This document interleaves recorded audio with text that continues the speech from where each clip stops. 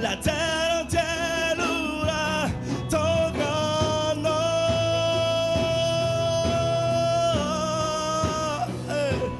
Ton grand nom. Jésus.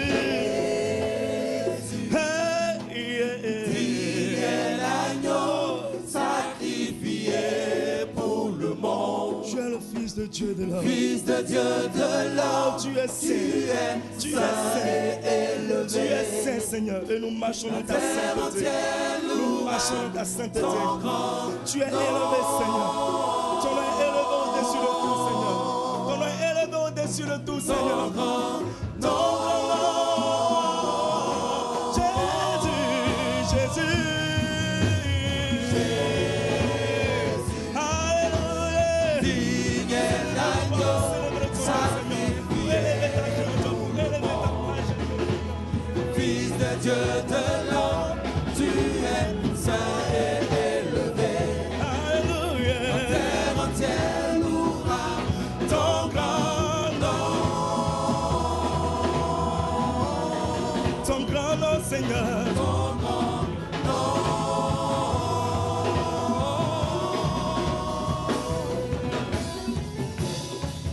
Mon cœur dira, point d'autre nom. Jésus, Jésus, ma vie dira, point d'autre nom. Jésus, Jésus, mon cœur dira. Mon cœur dira, Point d'autre nom point d'autre nom. que Yeshua Mashiach. Jésus, Jésus, mon cœur dira. mon cœur dira, Point d'autre nom, point d'autre nom. Hey, hey, hey, hey, hey. Ma bouche dira. Bouche dira, Point d'autre nom point d'autre nom. que Jésus. Jésus, Yeshua Mashiach, ma vie dira, ma vie dira, point d'autre nom, Jésus. point d'autre Je veux témoigner tes bienfaits, Seigneur. Je veux proclamer ta grandeur, élever ton Saint-Nom. Mon cœur dira, point d'autre nom point d'autre nom. que le nom de Jésus, que le nom de Jésus, que le nom de Jésus. Mon cœur dira, Cœur dira, hey, point d'autre nom. hey, Jésus, alléluia. Jésus, Et ce nom s'appelle Yeshua. Oh, ah, Yeshua, Yeshua, Yeshua, Yeshua, Yeshua, Yeshua. Ce nom qui libère, c'est Yeshua. Ce nom qui délivre, c'est Yeshua.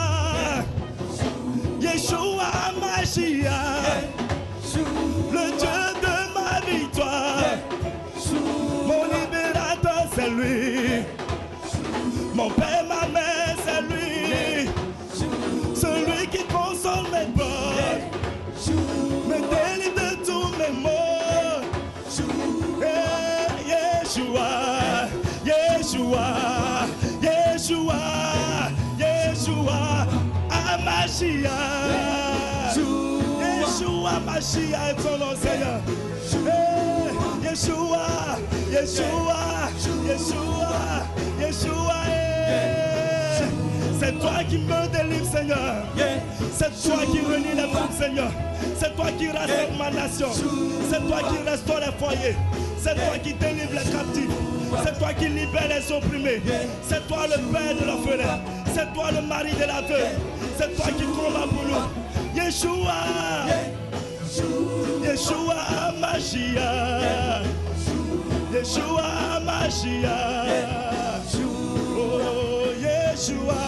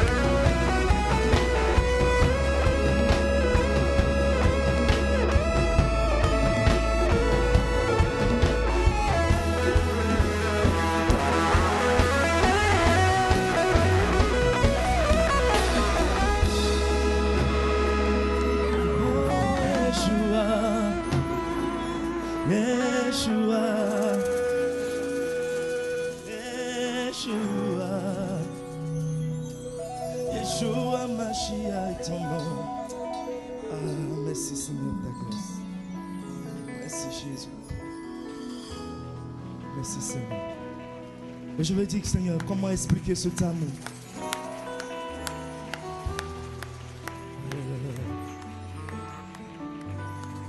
Alléluia.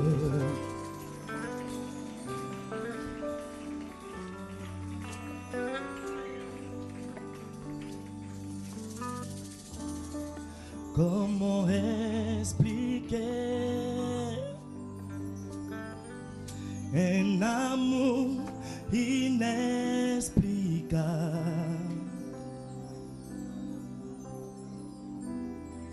Et comment décrire un Dieu indescriptible? Comment expliquer? Comment expliquer un amour inexplicable? Un amour inexplicable. Et comment décrire? Et comment décrire un Dieu qui est indescriptible? Un Dieu indescriptible. Comment expliquer? Comment expliquer un amour inexplicable? Un amour, Seigneur, tu nous as tant aimés. Et comment décrire? Et comment décrire un Dieu indescriptible, si puissant, si redoutable?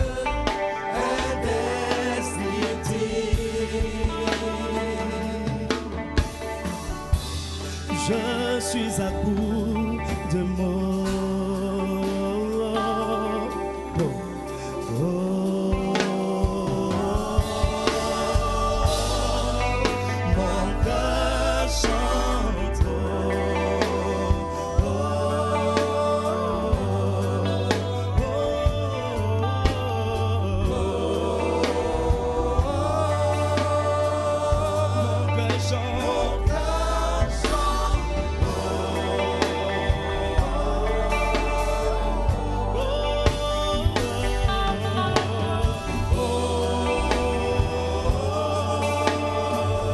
Mon cœur chante.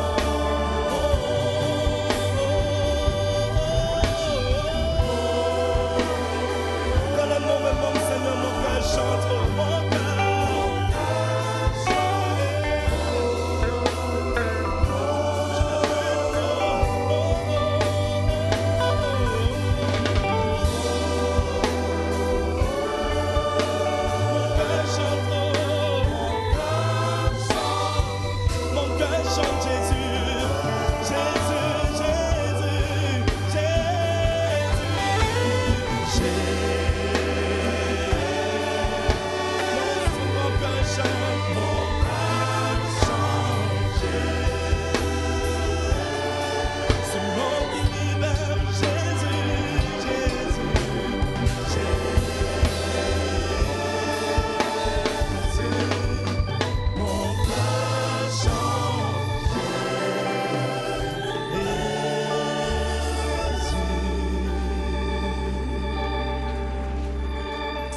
Alors rendons grâce à Jésus ce matin par nos acclamations. Par nos acclamations. Je dis par nos acclamations. Je disais par nos acclamations, nous rendons grâce à Jésus. J'avais dit que par nos acclamations, nous rendons gloire à Jésus. Je ne sens pas ce matin tes acclamations. Le ciel doit entendre nos acclamations d'un cœur sincère, avec même des cris de joie, pour lui dire que nous sommes vraiment ce matin heureux, très heureux d'être dans sa présence. Gloire à Jésus. Gloire à Jésus. Tu peux te rasseoir. Même si nous ne sommes pas totalement satisfaits. Mais gloire à Jésus. Amen. Je vous salue ce matin dans le nom de notre précieux Sauveur Jésus-Christ. Ce Sauveur doux et merveilleux. Alléluia. Qui t'a réveillé ce matin, que tu es en bonne santé. Que son nom soit béni. Amen. Amen. Alors ce matin, nous voulons rendre grâce à Dieu pour la vie de notre pasteur principal, le pasteur Sango Mohamed, qui est absent et qui se trouve actuellement au Québec pour un séminaire. Amen. Dans vos prières, souvenez-vous de lui, afin que Dieu, dans sa grâce, dans sa miséricorde, l'utilise puissamment. Alléluia. Ce matin, nous avons l'honneur, la joie. Il y a longtemps, il n'est pas arrivé ici. Et c'est pour nous toute joie de le revoir encore ce matin parmi nous. Et c'est celui qui va donner la parole. J'ai nommé le pasteur Charles Arthur Kwasi de l'église Vase d'Honneur, Trècheville.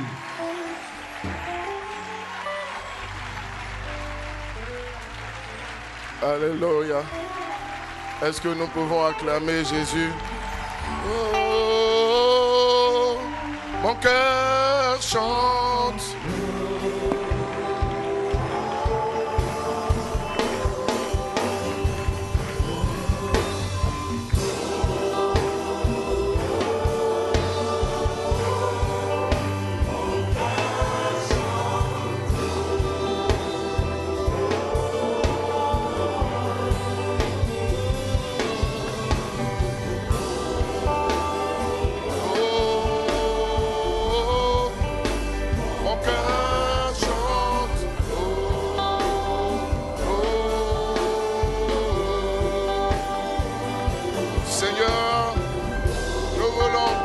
Ce matin, Seigneur, nous voulons t'élever, nous voulons t'exalter.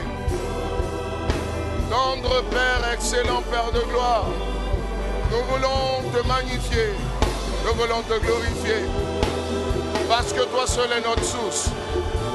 Nous voulons te glorifier, parce que tu es la source de notre potentiel, tu es la source de nos capacités. C'est toi qui nous donnes le souffle de vie. Et c'est toi qui te déploies au travers de nous. Nous voulons te magnifier parce que toi seul as payé le prix pour nous. Et par le prix que tu as payé, éternel Dieu, tu as bien daigné faire de nous des fils et des filles de Dieu, des épouses, Seigneur notre Dieu. Personne ne nous aime comme toi, Dieu, tu nous aimes. Personne ne nous chérit comme toi, tu nous chéris.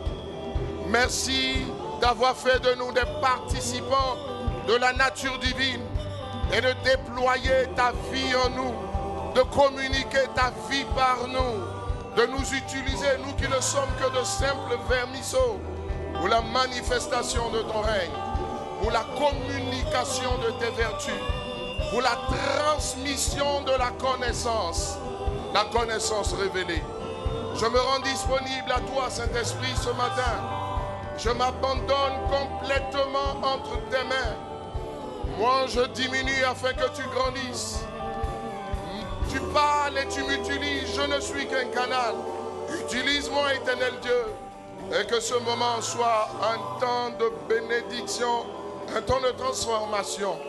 Un temps, Seigneur notre Dieu, notre Père, où tu te déploies dans ton peuple. Merci, éternel notre Dieu. Merci, éternel. Merci, Seigneur.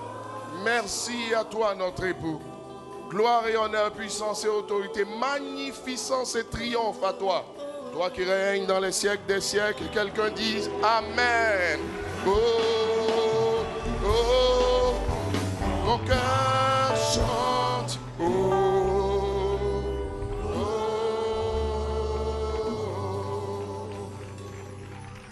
Alléluia. Amen. Nous bénissons le Seigneur pour nos parents spirituels. Le pasteur Mohamed Sanogo a commencé par lui et son épouse. Nous voulons vraiment bénir le Seigneur pour cette source de bénédiction qu'il est pour nous, n'est-ce pas? Par la grâce de Dieu, nous sommes ce que nous sommes, par le truchement, on va dire, de son ministère.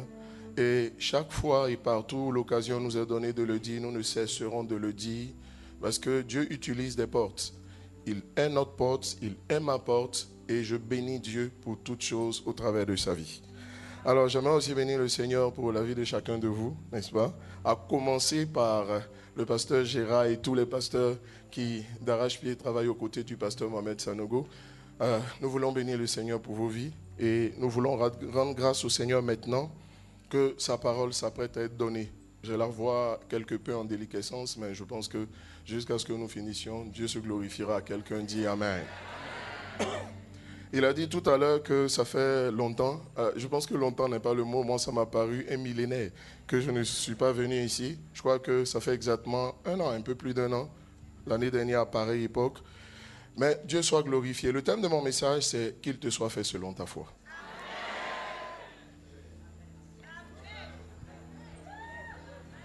Ah non, je croyais que tu allais réagir. Qu'il te soit fait selon ta foi. Voici une expression qui revenait constamment dans la bouche de notre Seigneur et Sauveur Jésus-Christ de Nazareth, notre époux. Il aimait à dire, ta foi t'a sauvé, thank you. Ta foi t'a sauvé, ou encore qu'il te soit fait selon ta foi. Et c'est le thème là que le Seigneur m'a mis à cœur. Je commencerai le temps étant certainement un allié, mais un allié pressant. Je commencerai certainement par parler dès le commencement de la finalité de la foi. Le premier point que je veux aborder dans ce message, qu'il te soit fait selon ta foi, c'est la finalité de la foi. En Marc chapitre 9 au verset 23, il est dit, tout est possible à celui qui croit. Tout est possible. Ça veut dire que la première chose qu'il faut retenir, c'est que la foi ne rend pas les choses faciles. Elle rend les choses possibles. Donc la foi, dans sa finalité, permet que tout devienne possible. Tout devienne possible. Et si par la foi donc, tout devient possible, je dirais simplement à quelqu'un, face à l'impossible, fais tout ton possible, parce que tout est possible. Quelqu'un dit Amen. Amen. Je me souviens comme ça, dans la parole de Dieu, en Marc chapitre 2, du verset 1 au verset 5, la fameuse histoire que nous connaissons tous certainement, particulièrement Jésus se trouvait dans un endroit, l'endroit était bondé de monde, il n'y avait pas d'ouverture, et il a fait, on va dire, il y a des messieurs, il y a 4 messieurs qui transportaient un paralytique, ils arrivent, il n'y a pas d'espace, il n'y a rien, il n'y a pas un endroit par où rentrer, et au verset 4, il va se dire ceci, comme ils ne pouvaient l'aborder à cause de la foule, ils découvrirent le toit de la maison où ils étaient et ils descendirent par cette ouverture. Le lit sur lequel le paralytique était couché. Au verset 5, Jésus, voyant leur foi, dit au paralytique, mon enfant, tes péchés sont pardonnés. Je vais aller très vite, donc je dirais aussi quelque chose d'assez important à retenir. Quand vous regardez le décor de cette scène, il n'était pas possible d'aborder Jésus. Mais en réalité, il était possible.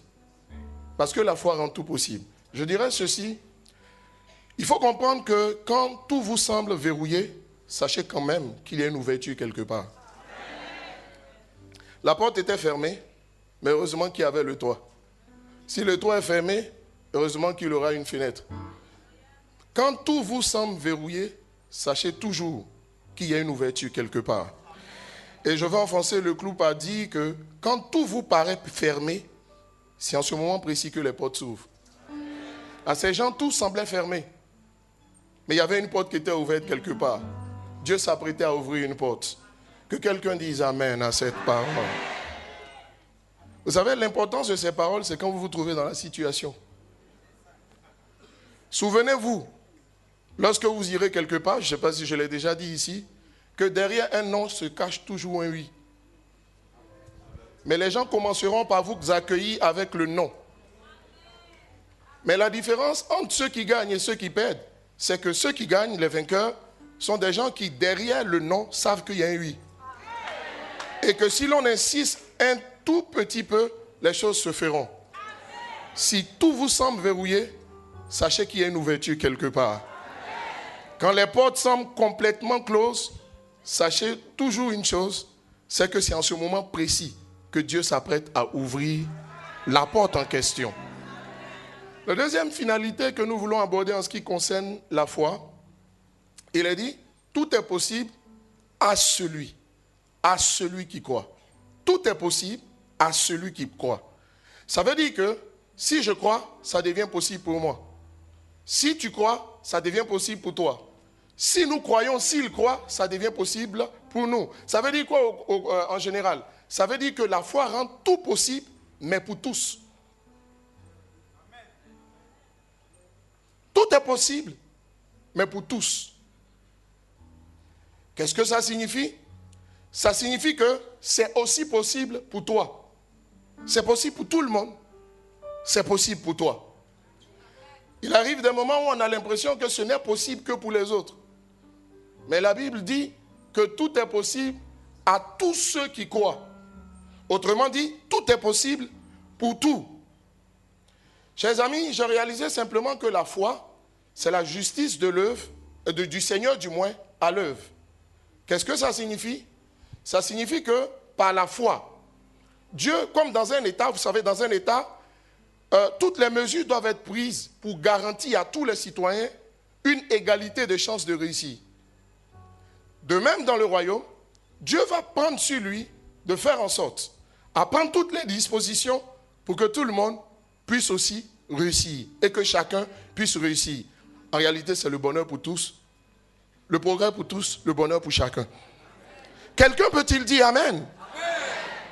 Tout est possible pour tout le monde. Et une chose m'a marqué, si vous lisez Genèse chapitre 7, à partir du verset 4, lorsque Noé construisait l'arche, la Bible va nous dire quelque chose d'intéressant. On va nous dire que Dieu va dire à Noé qu'en 7 jours après avoir construit l'arche, en 7 jours, la pluie, sinon le déluge commencerait. Mais les 7 jours étaient valables pour le mille-pattes, aussi bien pour le mille-pattes que pour le lion. Les 7 jours étaient valables, aussi bien pour le guépard, reconnu pour sa rapidité, que pour la tortue ou l'escargot. Qu'est-ce que j'essaie de dire? Je sais simplement... Oh my God! Ça veut dire simplement que le délai est le même pour tout le monde. Vous savez, d'autres iront plus vite, d'autres vont aller tout doucement. Mais vous savez quoi? Lorsque les 7 jours ont sonné, la tortue était dans l'arche, autant que le lion. Le guépard était dans l'arche, autant que, j'ai envie de dire, le mille-pattes ou l'escargot. Il y a de la place pour tout le monde. Non, je pensais que ton amen allait être plus fort. Il y a de la place pour tout le monde. Vous savez, c'est clair. Les tenants, n'est-ce pas, on va dire les tenants, les défenseurs du développement personnel vont vous dire qu'il faut avoir des relations, des connexions pour réussir. C'est normal. Mais vous savez, si tel est le cas, ceux qui n'ont pas de connexion sont fichus. C'est pour ça que ces choses, c'est bien, mais je vous assure, ça c'est limite. Je tiens à vous dire quelque chose. La foi permet à celui qui a des relations, à celui qui n'a pas de relations, on va dire autant que celui qui a des relations d'être sur le même pied d'égalité. Oh, quelqu'un dit Amen. Quelqu'un dit Amen. Dis à 3 personnes autour de toi, c'est possible, mais pour toi.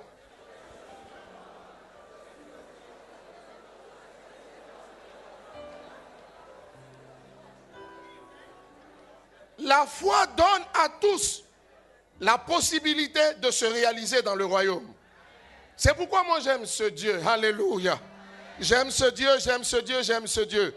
Je gagne du temps, je saute, je ne sais pas si je suis autorisé à le dire. C'est le premier et le dernier chapitre de mon livre à paraître. Sorry. Le message que je prêche, en fait, que j'enseigne ce matin. Je tiens à dire quelque chose. Vous remarquerez que dans la Bible, sans oracle, il n'y a pas de miracle. C'est quoi un oracle? C'est une directive du Seigneur. Enfin, on va dire dans une définition un peu large. Mais un oracle, sans oracle, il n'y a pas de miracle. Sans directive, il n'y a pas de miracle. Or, justement, la foi naît de ce qu'on a reçu de Dieu. Ça voudrait dire que sans la foi, il n'y a pas de miracle. Mais remarquez une chose, la foi rime avec patience, persévérance et audace. L'audace, c'est le bouton qui permet, sur lequel on appuie, qui déclenche la foi vivante. Mais s'il faut être audacieux, persévérant et quoi encore, patient, ça supposerait qu'il il faille que vous participiez avec Dieu à la réalisation de votre miracle. Il te sera fait, qu'il te soit fait, selon ta foi. Et la Bible dit ceci en 1 Corinthiens au chapitre 3 au verset 9, que nous œuvrons avec Dieu. Nous sommes ouvriers avec Dieu. Donc tu vas œuvrer avec Dieu par ta foi pour la réalisation de ton miracle. Quelqu'un peut-il dire Amen? Quelqu'un peut-il dire Amen? Donc il est important de savoir ou de redécouvrir la foi. Je vais vous donner une définition ce matin de la foi qui est une définition, on va dire, non usuelle, non habituelle. Je dis redécouvrir parce que je n'ai pas la prétention, enfin, je ne sais pas ce que tu sais. Alléluia. Donc il y a peut-être certaines personnes qui le savent, pour certaines personnes vous allez le découvrir, d'autres vont le redécouvrir. Redécouvrons la foi. En Hébreux chapitre 11 au verset 1, qu'est-ce qu'il a écrit? Il a écrit que la foi, c'est la ferme assurance des choses qu'on espère et la démonstration des choses qu'on ne voit pas. La foi donc dans son premier membre est une ferme assurance des choses qu'on espérait. Ce qui m'intéresse, c'est le mot espérer. Donc la foi est une espérance à l'origine. Bien sûr, une espérance ferme, une assurance de ce qu'on espère. Ok, la foi est à l'origine une espérance. C'est quoi l'espérance? L'espérance, c'est simplement s'attendre à Dieu. S'attendre à Dieu. S'attendre à Dieu. La foi, c'est s'attendre à Dieu. La foi, c'est s'attendre à Dieu. S'attendre à Dieu. Je vous donne une autre preuve de cette définition. Vous connaissez bien l'histoire de Jean chapitre 5. L'histoire, l'une de mes histoires préférées dans la Bible, du paralytique à Bethesda. À la piscine de Bethesda, la Bible nous dit que là-bas, il y avait un homme paralytique et il était là-bas depuis 38 ans. Alléluia. Je vous pose une question. Avant de vous poser une question, laissez-moi faire une parenthèse. Le miracle n'était pas accordé à la personne, j'ai envie de dire, qui souffrait le plus. Le miracle n'était pas accordé ou dévolu à la personne qui souffrait depuis plus longtemps. Mais le miracle revenait à celui qui démontrait par sa détermination traduite par sa promptitude à se jeter dans l'eau qu'il voulait véritablement plus que les autres. Remarquez une chose, ce n'est pas deux personnes qui guérissaient du même coup, une seule. À votre avis, pourquoi? Lorsqu'on parle de l'unicité, il était question donc de se distinguer. C'est-à-dire que c'est celui qui démontrait par sa promptitude à se jeter dans l'eau qu'il avait envie, plus que les autres, d'être guéri. Je veux simplement dire quelque chose à quelqu'un. Exercez-vous à donner une raison valable à Dieu de vous bénir. Il est important que vous compreniez qu'il faut donner une raison valable à Dieu de changer vos temps et de changer vos circonstances. Quelqu'un peut-il dire Amen? Amen. Je bénis Dieu parce que Jésus arrive, c'est ma parenthèse encore. Jésus arrive et la première des choses que Jésus fait, Jésus guérit ce monsieur, mais sans le faire plonger dans l'eau. En fait, il y a une leçon que Jésus veut nous donner. Jésus veut nous dire, il y a les règles bien sûr, mais à côté des règles, il y a la grâce. Quelqu'un dit Amen. Je suis venu dire quelque chose à quelqu'un ce matin, Dieu te fera grâce. Et le Seigneur m'a parlé de 4 situations dans lesquelles il te fera grâce. Pour la question qui concerne ton enfant, Dieu te fera grâce. Je tiens à dire à quelqu'un aussi, pour la fausse accusation au travail, au point que tu te trouves dans une situation où on commence à douter de ton intégrité, alors que tout le monde sait que tu es chrétien, Dieu te fera grâce. Je vais dire quelque chose, et en temps normal, quand c'est comme ça, tu dois rembourser. Non seulement ta réputation sera sauve, mais en plus, tu ne rembourseras pas. Parce qu'il y a des règles et il y a la grâce. Il y a des règles et il y a la grâce. Et c'est la grâce qui travaillera à ton endroit. C'est la grâce qui changera ta situation. Je tiens aussi à dire quelque chose à quelqu'un pour cette affaire au tribunal.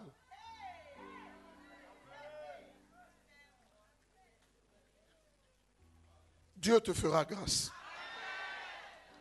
Je parle enfin à une 4e personne. Pour tes affaires qui sont bloquées au port. Dieu te fera grâce. Il y a les règles et il y a la grâce. La grâce, c'est le coup de pouce que Dieu donne à une personne. J'ai envie de dire au mépris des règles, parce qu'il veut voir quelque chose se passer. Je veux dire quelque chose à quelqu'un, cette grâce-là, elle t'a localisé comme un GPS et cette grâce travaillera pour toi. Les règles sont là, les règles seront mises de côté parce que Dieu veut faire quelque chose, parce que tu as touché son cœur. Tu lui as donné une raison valable de changer ta situation par ton zèle dans les choses de Dieu, par ta disponibilité à voir l'œuvre de Dieu avancer. Tu as démontré plus que les autres, pas parce que c'est la loi, mais plus que les autres, tu as démontré que tu veux que quelque chose se passe. Je vous pose une question. Pourquoi Dieu n'a jamais béni quelqu'un comme Salomon? Parce qu'il n'y a jamais eu quelqu'un aussi comme Salomon qui a fait ce que Salomon a fait. La grâce n'excuse pas le fait qu'on doit poser des actes. Quelqu'un peut-il dire Amen? Je referme ma parenthèse qui a été longue et je reviens dans mon message pour dire que si ce monsieur pendant 38 ans était assis à cette piscine, alors qu'il était bien conscient, regardez la réponse qu'il donne à Jésus. Jésus lui dit, qu'est-ce que tu fais ici? Il dit, je n'ai personne pour me jeter dans l'eau. Mais il savait pertinemment qu'il n'y avait personne pour le jeter dans l'eau. Mais chaque matin, il venait. Mais ça veut dire que ce monsieur s'attendait à quelque chose. Non, quelqu'un dit, ben bon, amen. Je vous assure, il s'attendait à quelque chose. Il ne savait pas quoi, mais il s'attendait à quelque chose. C'est peut-être ton cas. Tu ne sais pas qu'est-ce qui va se passer, mais tu sais que tu sais que quelque chose va se passer. Je déclare et je prophétise que ce quelque chose se passe. Je dis que ce quelque chose se passe. Que ce quelque chose se passe. Je suis venu dire à quelqu'un, Dieu s'est souvenu de toi. Non, je pensais que... Aïe, aïe, aïe. Ton simple amen et ta manière de démontrer, de recevoir la parole est une preuve par rapport à l'autre. Makata bayando sokobosa. Non, donne 3 bons amen à Jésus.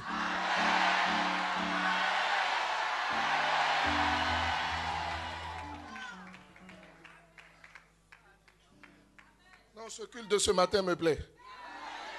Tu sais quoi, quand je venais ce matin, je me suis égaré. Tu t'imagines?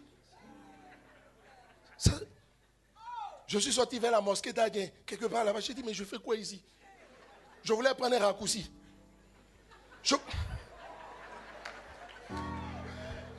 Non, je sens qu'il y a quelque chose qui se passe. Non, je suis venu te dire, Dieu te fera grâce.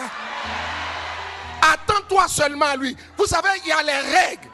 Quand je dis les règles, c'est qu'on dit, il faut faire ça, ça, ça, afin que ça marche. Dieu regarde simplement ton cœur. Joseph n'a rien fait pour recevoir le manteau multicolore.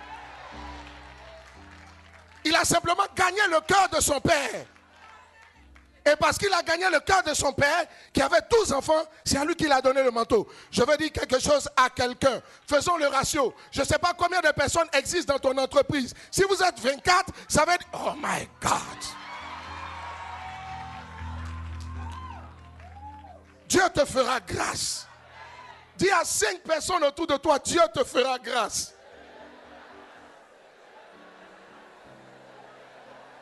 Ha, ha, ha, ha, ha. Ha, ha, ha.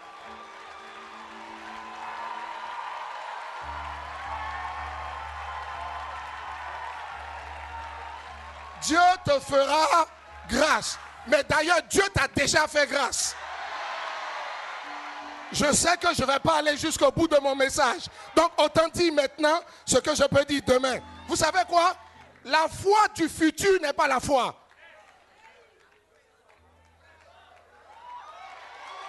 La foi, c'est ici et maintenant.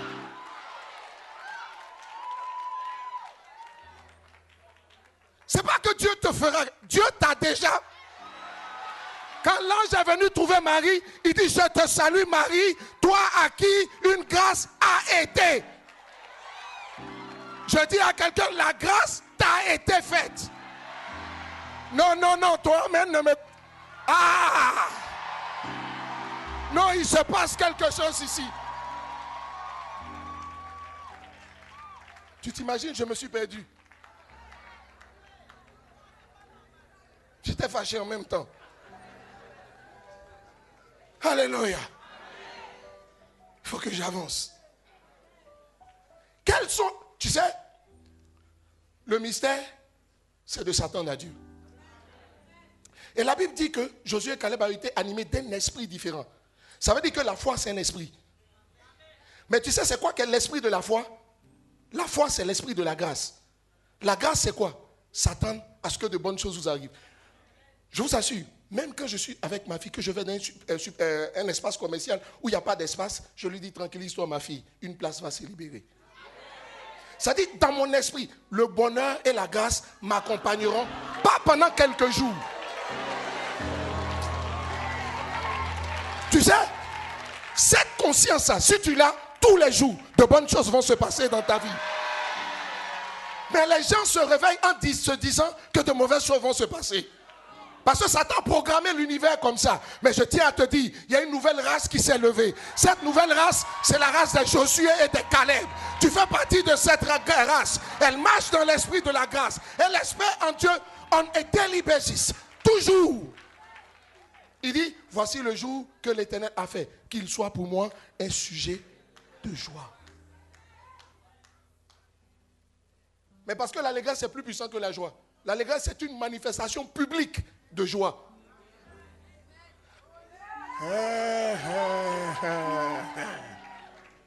Quelqu'un dit Amen. Quelqu'un dit Amen. Et je me suis rendu compte en fouillant la Bible qu'il y a 17 choses que tu dois croire qui vont t'arriver. Quand tu te lèves chaque jour. Bon, c'est pas aujourd'hui. Que quelqu'un dise Amen. Dis à quelqu'un, je marche dans l'esprit de la grâce. La grâce, c'est Dieu qui fait combine. Dieu fait combine. Regarde quelqu'un, dis-lui, Dieu fera combine pour toi.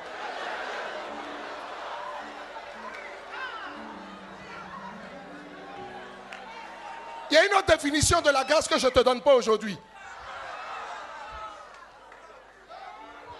Je vais te dire, Dieu fera combine. Prends ça déjà. Dieu fera combine pour toi. On regarde quelqu'un, il peut avoir quelqu'un de plus compétent que toi.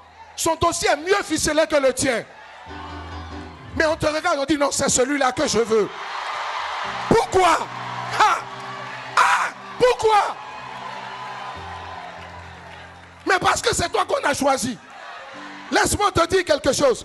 Tu peux aller soumissionner quelque part. Le DG, tu arrives. Ton petit nom que tu n'aimes pas, on t'appelle Albertine. Mais ce que tu oublies, c'est que le monsieur, sa maman s'appelle Albertine. Tu viens, il regarde ton nom, il dit Albertine. Et puis il regarde. Mais entre plusieurs personnes capables, on va choisir qui? Tu sais quoi? Je suis venu te dire que c'est de toi qui...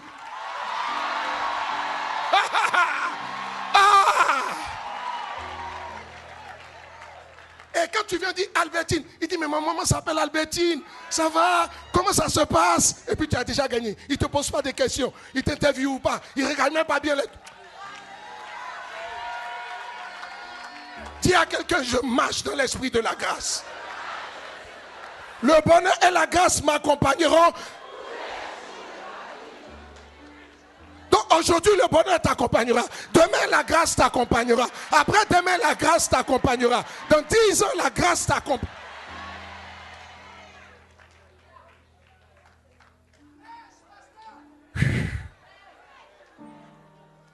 Ça fait 6 mois que je n'ai plus prêché de message sur la foi.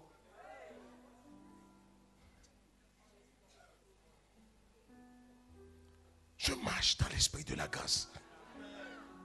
Tu sais, la grâce fait qu'on te surclasse.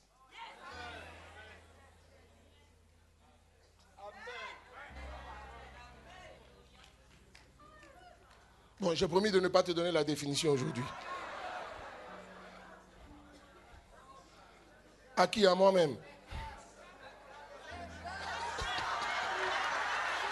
Là, je suis piégé. Bon, je vous demande pardon, quelqu'un dit on ne fait pas tous les rêves dans le même sommeil. En fait, ce quelqu'un, c'est moi-même. C'est moi. Dis Amen. Dis Amen encore. C'est pourquoi attends-toi à Dieu. La foi, c'est de s'attendre à Dieu. Comment il viendra, I don't know. Mais ce que je sais, c'est qu'il viendra. Regarde, ce matin, tu ne savais pas que je venais, donc tu ne t'es pas attendu à moi. Mais tu sais, quand tu t'attends à quelque chose, tu te prépares pour la chose.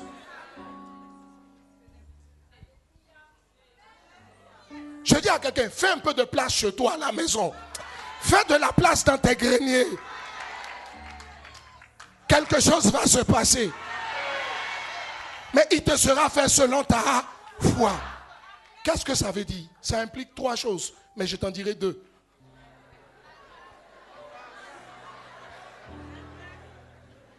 La première chose, c'est que s'il a dit qu'il te sera fait selon ta foi, ça veut dire que tu vas recevoir ce que tu attends.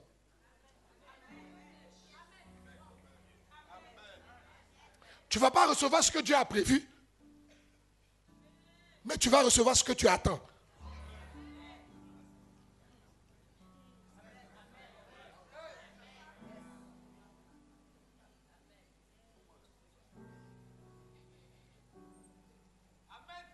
I love it. Je vous donne 3 exemples. Bon, 2. Bon, 3.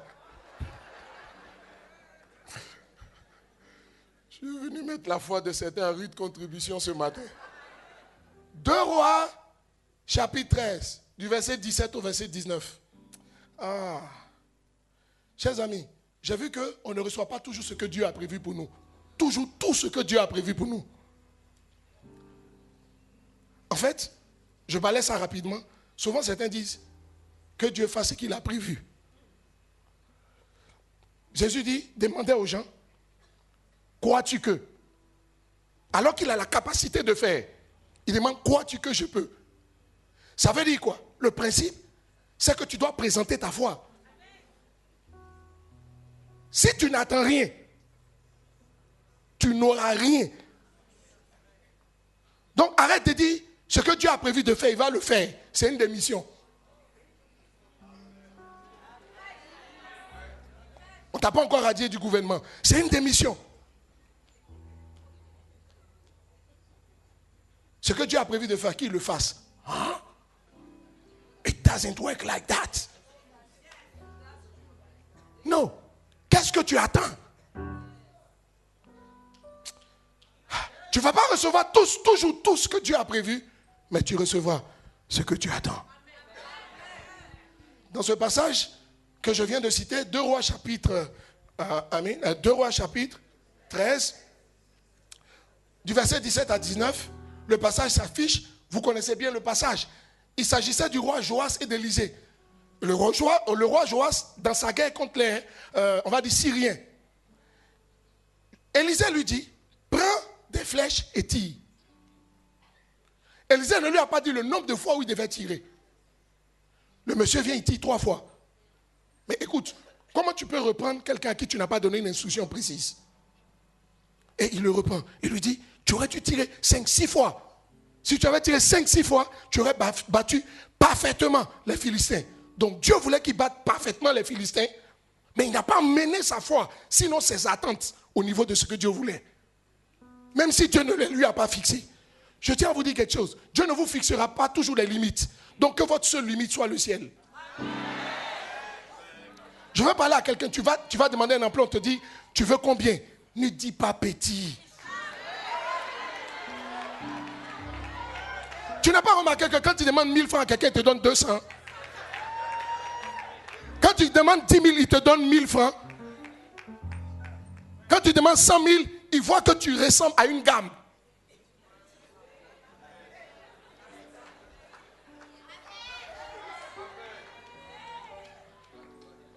Quelqu'un te prend et puis il te regarde. Tu es sûr de toi du début à la fin. Qu'est-ce qui a fait la force de David devant Goliath? Goliath voit que tout le monde a peur de lui. David vient et puis tout le monde sait qu'il est géant.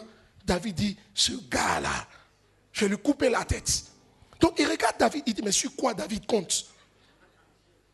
Je veux dire quelque chose à quelqu'un. Il est temps de choquer les gens par tes attentes. Amène les gens à se demander, mais qu'est-ce qu'il veut celui-là? Tu sais quoi? Il y a une dimension dans laquelle on va t'envoyer. Tu ne recevras pas toujours ce que Dieu a prévu pour toi, sinon que ce que tu attends. Dieu attendait qu'ils battent parfaitement les Syriens, il va les battre partiellement, parce qu'il n'a pas su voir comme Dieu voit. Deuxième exemple que je prends, 2 Rois chapitre 4, l'histoire de la veuve, verset 6. L'histoire de la veuve du prophète. Vous remarquerez que c'est quand la veuve et son fils n'ont plus de vase à présenter que l'huile s'est arrêtée.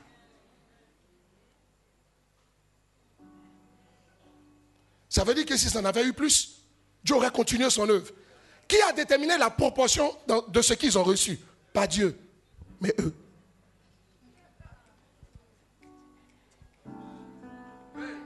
Souvent, on oublie que une barrique peut contenir plus d'eau qu'un seau. Une citerne plus qu'une barrique. Un fleuve, un château d'eau plus que la citerne. Et un coup d'eau plus que le château. Qu'est-ce que tu attends? Ne te pose pas la question de savoir qu'est-ce que Dieu a prévu pour moi. Il faut savoir que ce que Dieu a prévu pour toi sont des possibilités limitées. J'ai entendu quelqu'un dire un jour, il me parlait, un de mes fils, il dit, pasteur, je suis venu te voir pour que tu pries. J'ai besoin de 5 milliards. Amen. Je le regarde. Je le vois. La Bible dit, c'est Dieu qui regarde au cœur. Sinon, l'homme regarde à ce qui frappe aux yeux. C'est pour ça aussi, dans certaines circonstances, tenez compte du verset. Je le regarde. J'ai dit, mais ce gars-là, normalement, il doit me demander à moi 10 000. Mais il veut 5 milliards. Je lui demande pourquoi. Mais il est serein. J'ai dit, non, 5 milliards. 500 000 ou 5 milliards? Il dit, tu as bien entendu, 5 milliards. Je lui ai dit, reviens me voir. Il revient me voir, je dis, ouais, c'était combien la somme? Il dit, pasteur, exactement 5 milliards. Il dit, je ne veux rien en dessous de ça. J'appelle sa femme. J'ai dit, c'est quoi votre affaire? C'est combien de milliards? Elle dit, 5 milliards.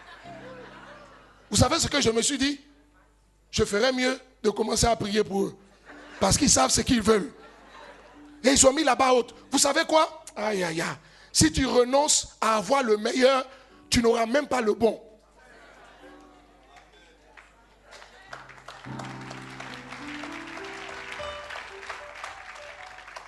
Alléluia. Troisième exemple, c'est Abraham. Genèse chapitre 15, verset 5. Dieu prend Abraham, il le met, il dit compte les étoiles. Il dit le nombre d'étoiles, Genèse chapitre 15, verset 5. Si ça peut s'afficher. Il lui dit, compte les étoiles. Si tu peux les compter. Si tu peux les compter, il lui dit, telle sera ta postérité. Qui fixait la limite de sa postérité? Dieu? Non. C'était lui-même. Tu ne recevras pas toujours de Dieu ce que Dieu a prévu pour toi, mais tu recevras ce que tu attends. Souvent, tu ne recevras pas toujours ce dont tu as besoin, mais tu recevras ce que tu attends. En réalité, qu'il te soit fait selon ta foi, ça signifie que ta vie n'est pas limitée par Satan. Ta vie n'est même pas limitée par Dieu, tu le sais bien. Mais ta vie est limitée par tes attentes. Ce sont tes attentes qui limitent ta vie ou qui déterminent ta vie. Quelqu'un peut-il dire Amen? Amen.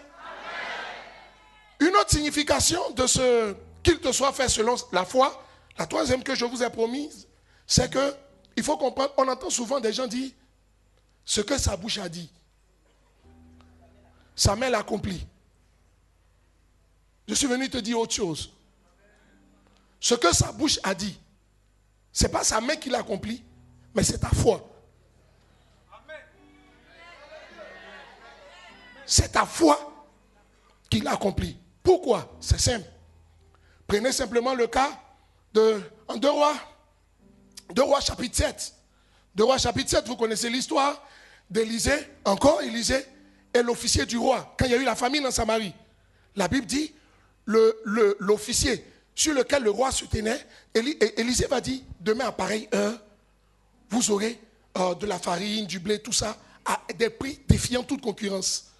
Ce monsieur va dire, n'est-ce pas, même si Dieu ouvrait des fenêtres au ciel, cela ne serait pas possible.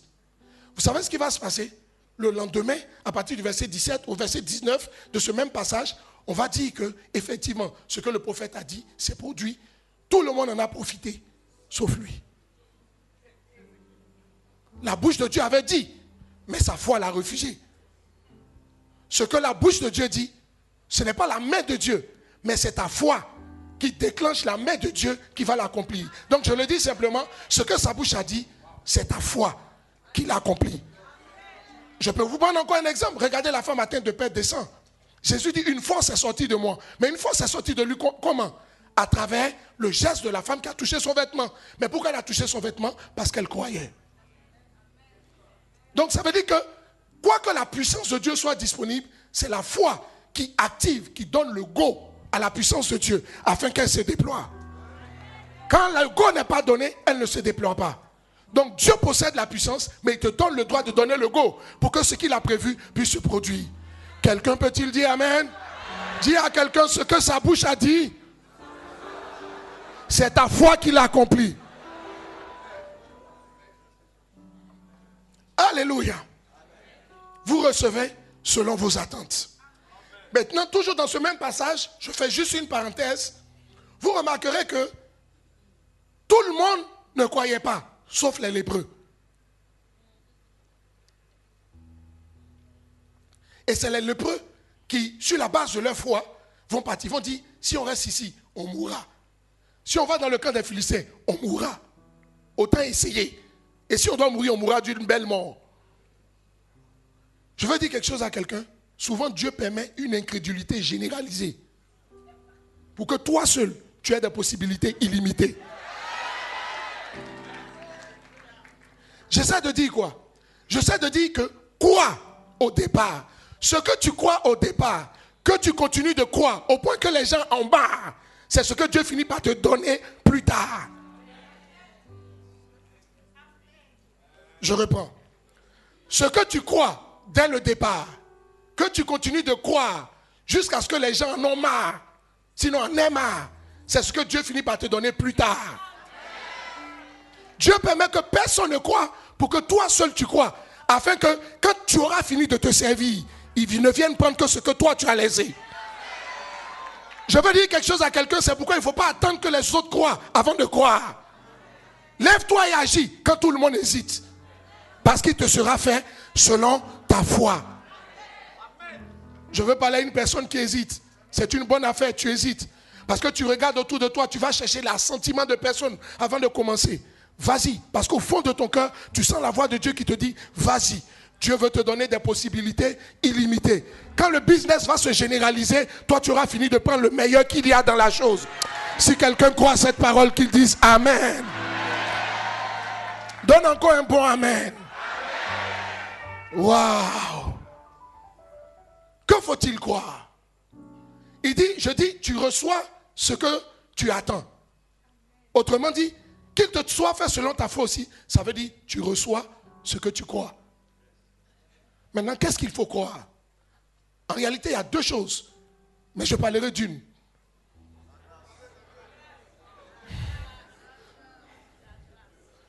Ce n'est pas par méchanceté, c'est à cause du temps.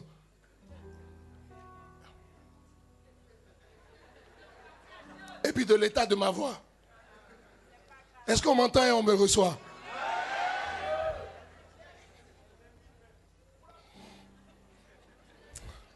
Qu'est-ce qu'il faut croire? Je tiens à vous dire une chose coûtement. Il faut croire que si vous ne vous arrêtez pas de vous attendre à Dieu, malgré vos échecs passés et vos déconvenues présentes, vous finirez par obtenir ce que vous attendez.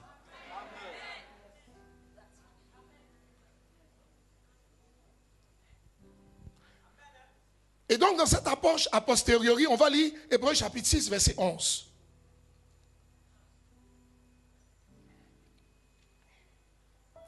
Croyez que si vous ne vous arrêtez pas de vous attendre à Dieu, malgré vos échecs passés et vos déconvenues présentes, vous finirez par obtenir ce que vous attendez.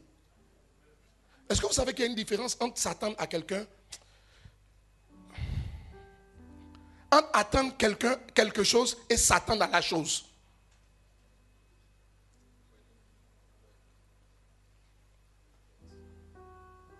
Bon, occupons-nous d'un cas. Je répète, il faut que vous croyiez que si vous ne vous arrêtez pas de vous attendre à Dieu, malgré vos échecs passés et vos déconvenues présentes, vous finirez par obtenir ce que vous attendez. Alors, dans ce passage d'Hébreux chapitre 6, verset 11, on peut le lire ensemble. 1, 2, 1, 2, go. Nous...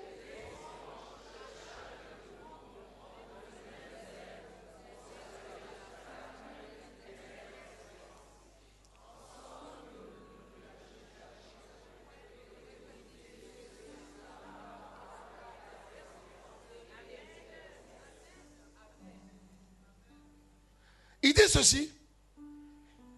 Il dit, nous attendons de vous que vous conserviez jusqu'à la fin. Jusqu'à la fin. La pleine espérance. Ça veut dire quoi?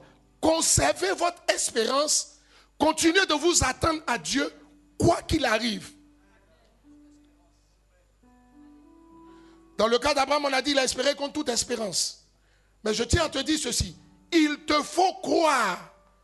Malgré tes déboires et en dépit des coups de boutoir du diable.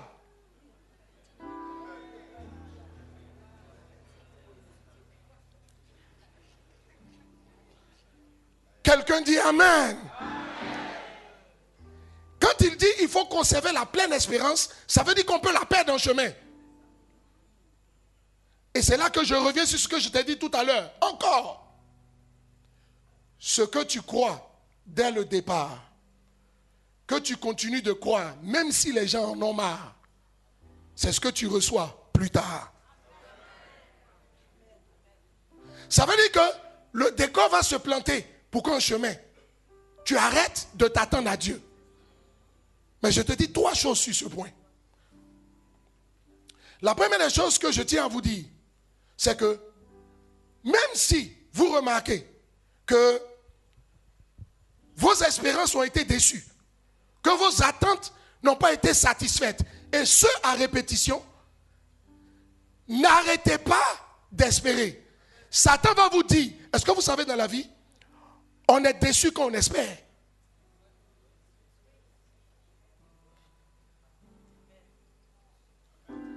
Sans espérance, il n'y a pas de déception. Satan va vous amener à croire que si vous ne voulez pas être déçu, autant ne pas espérer. Vous vivrez mieux. Dis à quelqu'un, c'est un piège.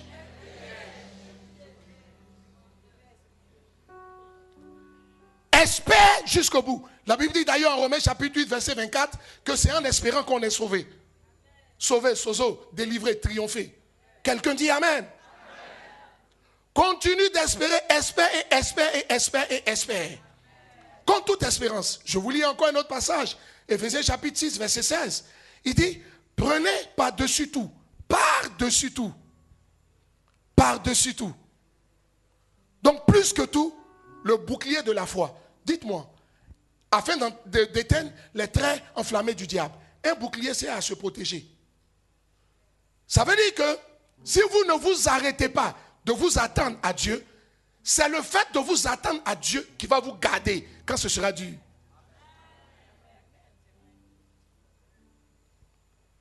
Quelqu'un peut-il dire Amen? Dis à quelqu'un, je marche dans l'esprit de la grâce. Alléluia. N'arrêtez pas de vous attendre à Dieu. Je vous prends une petite illustration. Qui a déjà été fatigué très tard dans la nuit et qui avait du travail à faire ou à continuer? Vous remarquez que la plupart du temps, au moment où vous êtes très fatigué, que vous avez sommeil, si vous ne vous endormez pas, au bout d'un certain moment, le sommeil mystérieusement disparaît et vous pouvez continuer à travailler, jusqu'à travailler. Enfin, votre deuxième moteur se met en marche. Mais ce que j'ai remarqué, c'est qu'au moment où vous voulez vous endormir, maintenant ça devient difficile. Ça veut dire quoi?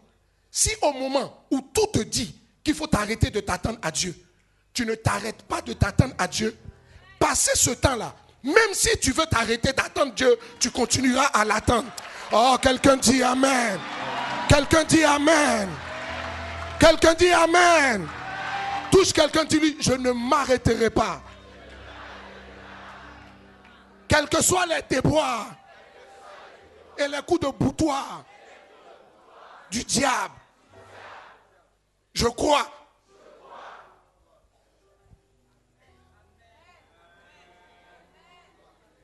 La deuxième chose que je tiens à vous dire, c'est que la plupart du temps, quand vous voulez vous arrêter de vous attendre à Dieu, sachez que Satan n'est pas loin d'abandonner.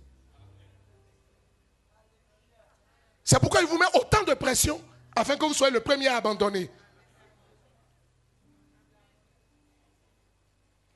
Je vous le justifie bibliquement.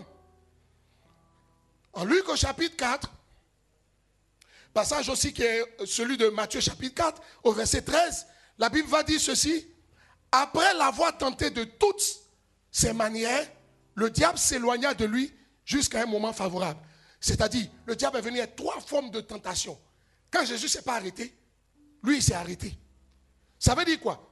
Toutes les fois où tu veux t'arrêter, ne t'arrête pas. Parce que la minute d'après, Satan lui-même est sur le point d'arrêter. Qu'il soit le premier à s'arrêter. Dis à quelqu'un, je ne m'arrêterai pas de m'attendre à Dieu. Souvent en chemin, il y a une forme de sagesse bizarre que j'appelle, qui est un peu diabolique, qui vous dit, tu sais, dans la vie, si ça devait se faire, ça laisse se faire. Donc là où tu es arrivé, faut aller doucement. Il faut revoir les choses à la base. Dis à quelqu'un, je ne vois pas doucement ici.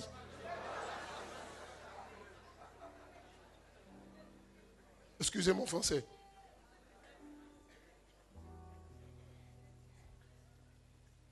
Quelqu'un dit Amen. Et la dernière chose qui en réalité ne l'est pas, mais que je vais dire qui va être ma dernière chose de ce matin, ça se trouve toujours en Exode chapitre 7, verset 3. Dis à ton voisin, assieds-toi bien.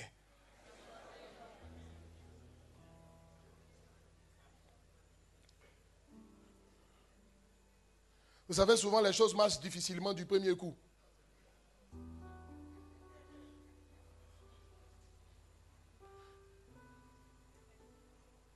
Ne vous arrêtez pas de vous attendre à Dieu. Ne changez pas de vision.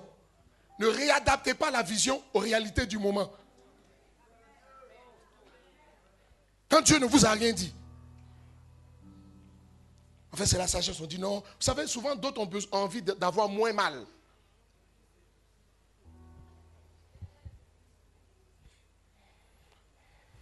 Je parlais à une soeur qui disait, je dis ma fille, depuis là, tout le monde veut se marier. Tu n'es jamais venu me voir pour te marier. Elle dit, oh pasteur, faire des mariages, ça peut attendre.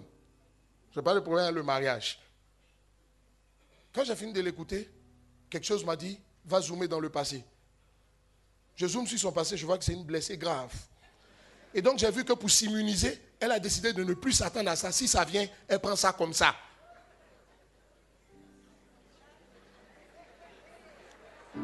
Tu n'auras jamais le meilleur de ce que tu dois avoir avec un tel état d'esprit.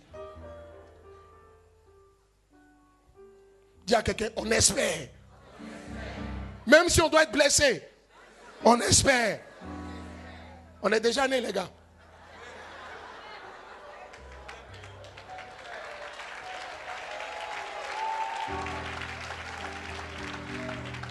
Vous savez, généralement, quand vous voulez aider quelqu'un à avancer, c'est dans vos échecs que vous puisez les meilleures leçons pour instruire la personne.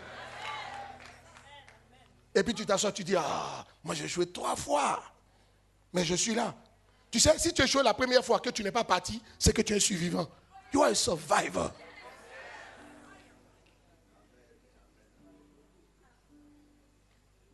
David a regardé Goliath, il dit, qu'est-ce qu'il peut me faire à part me tuer?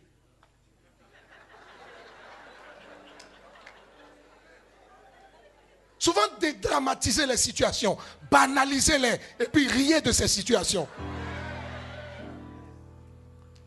Je crois que la femme vertueuse de Proverbes chapitre 31, c'est l'église aussi. Et dans la pensée, on dit elle se rit de l'avenir. Ça ne veut pas dire qu'elle ne prépare pas l'avenir. Mais quand elle regarde l'avenir, elle est tranquille. Qu'est-ce qui peut te faire pas te tuer? Et à un moment donné, tu dis, là où tu es arrivé, il n'y a pas pire que ça.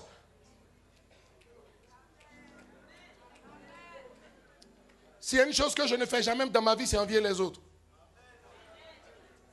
Ou bien de croire, souvent d'autres pensent qu'ils ont plus souffert que les autres. Demande au Seigneur, Seigneur, fais venir un autre blessé. Tu vas voir que ton cas est meilleur. Quelqu'un dit Amen. Dis avec moi, on ne s'arrête pas ici. On attend. On s'attend à Dieu. Parce que nous sommes le produit de la grâce.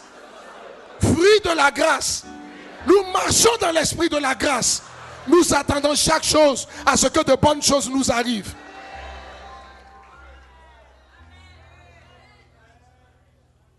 Je crains le suspense avant mon dernier verset.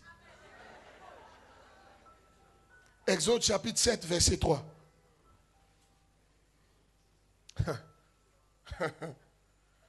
Exode 7, verset 3. La Bible dit, et moi, c'est Dieu qui parle, j'endurcirai le cœur de Pharaon et je multiplierai mes miracles dans le pays d'Égypte. Chers amis, pour finir, ce que Satan n'a pas compris, c'est que quand il t'attaque pour son propre malheur. Dieu dit, je vais faire exprès à ce que le cœur de Pharaon s'endurcisse davantage. De sorte que plus il augmentera ses attaques, moins j'augmente vos miracles. Je m'en vais dire quelque chose à quelqu'un. Toutefois que Satan augmente ses attaques contre ta vie, Dieu multiplie ses miracles dans ta vie. Je t'ai dit quelque chose, ne te pose pas la question de savoir pourquoi c'est à moi que ça arrive. Dis à quelqu'un, augmente tes attaques afin que Dieu multiplie ses miracles. J'en ai fini pour ce matin. Si quelqu'un a été béni, qu'il donne une acclamation au Seigneur, qu'il pousse un cri de triomphe et qu'il répète après moi. Dis après moi, Satan, augmente tes attaques. Que Dieu multiplie mes miracles. Dis mes ennemis, augmentez vos attaques afin que Dieu multiplie mes miracles. Que Dieu vous bénisse abondamment, que sa grâce soit avec vous.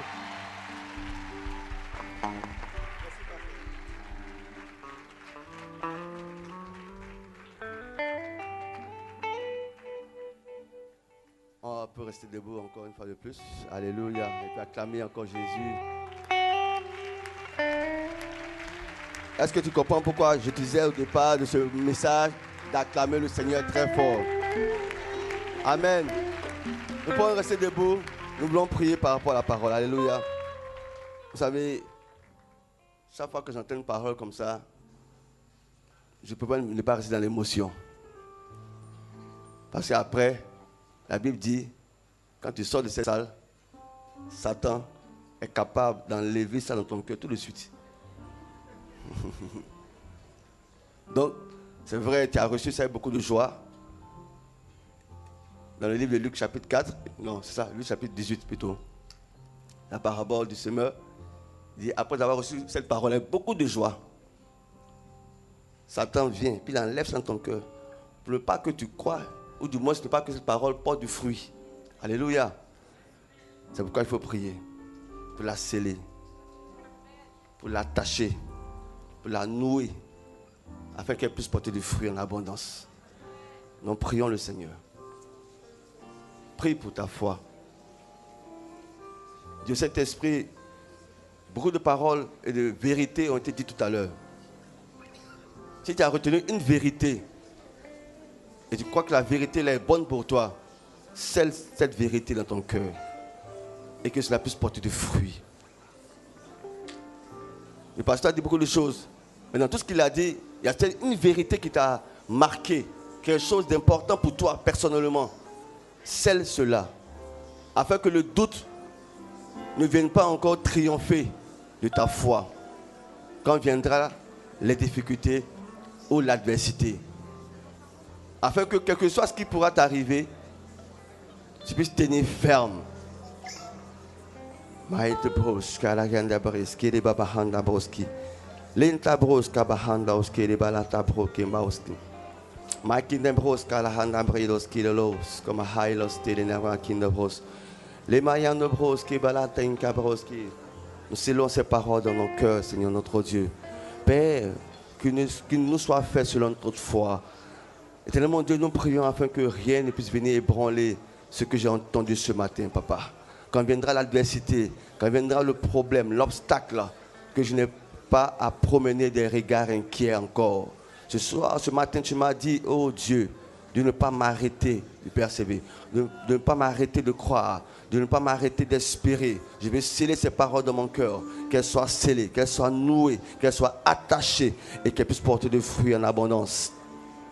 Dans le nom de Jésus-Christ. Qu'il en soit ainsi. Dans le nom de Jésus-Christ, nous avons dit Amen. Alléluia. Alors nous voulons rendre grâce à Dieu en apportant une offrande d'action de grâce, une offrande de remerciement, une offrande pour dire merci à Jésus avec sacerdoce royal.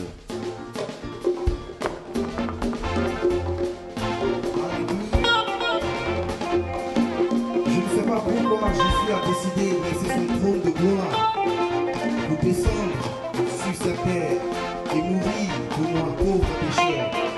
Je vais lui dire seulement Alléluia.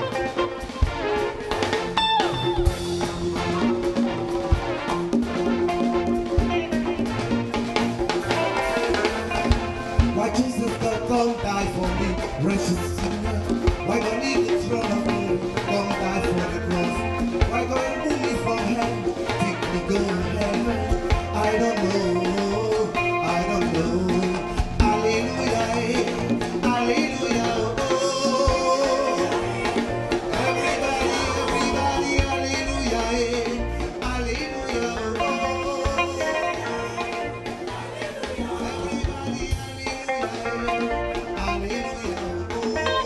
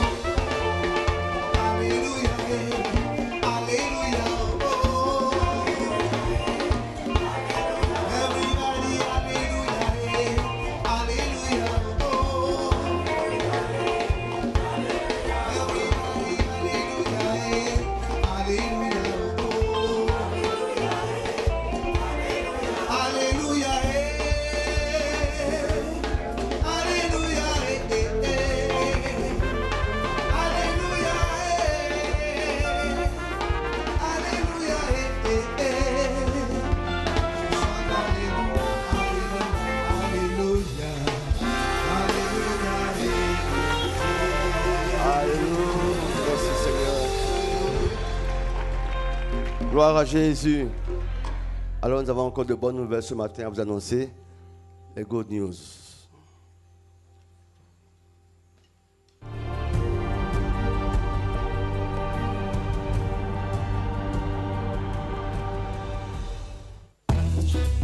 Découvrez le nouvel album du pasteur Mohamed Sanogo, Sur les ailes de la foi.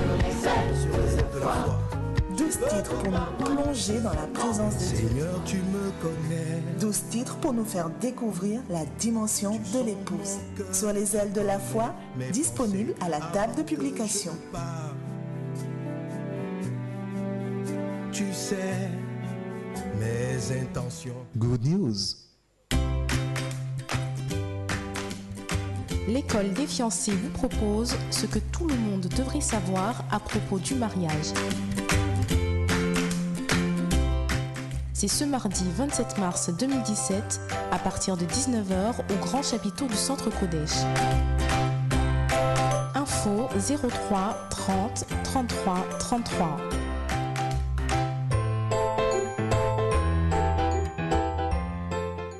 Good news.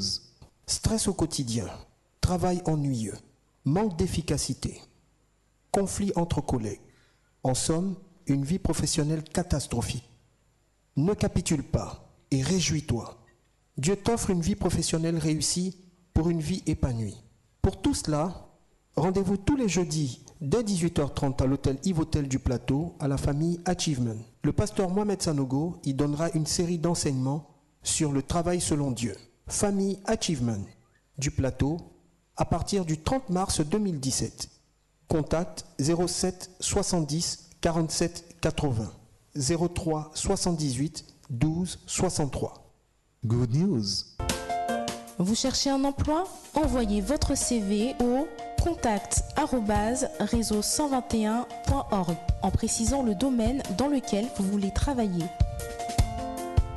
Info 03 30 33 33. Réseau 121, connectez les professionnels du royaume. Good news. Sortie des couples, Yacro, acte 2. Venez vivre des temps forts, des moments inoubliables, des instants précieux, une nouvelle dimension pour votre couple. Ce sera l'occasion de redécouvrir votre conjoint, renforcer amitié et harmonie dans votre couple, transformer vos désaccords en catalyseurs de complicité et vivre des instants de communion fraternelle avec d'autres couples chrétiens. Au programme, enseignement, temps de prière, ateliers, sport, jeux, dîner festif. Rendez-vous du vendredi 7 avril au dimanche 9 avril à l'hôtel parlementaire de Yamoussoukro. Attention, nombre de places limité. Infoline 03 30 33 33. Couple d'honneur, former des couples heureux et épanouis qui reflètent sa gloire. Good news. SPAC 2017, thème Manifester Christ. Dans le foyer, dans la famille, dans le ministère, dans les affaires, dans l'adversité. Venez découvrir comment manifester Christ avec des orateurs de qualité et de renommée internationale. Pasteur Mohamed Sanogo, Pasteur Mamadou Karambiri, Pasteur Ivan Castano, Pasteur Marcelo Tounassi. 2 sessions en journée, lieu Centre Kodesh de Plateau, 7e tranche, horaire 9h midi, 14h, 16h30. Une plénière par soirée, 18h30, 22h, à l'hôtel communal de Cocody. Du 11 au 16 avril 2017, SPAC 2017, réitérons l'offrande de nos vies à Christ.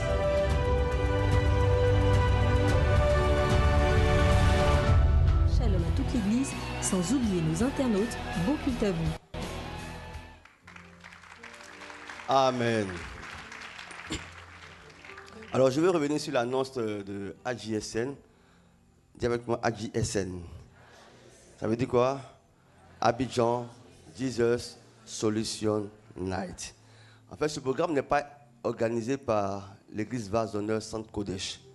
Ce programme est organisé par toutes les églises Vase d'Honneur, je veux dire du monde entier, sinon surtout d'Abidjan. Alléluia.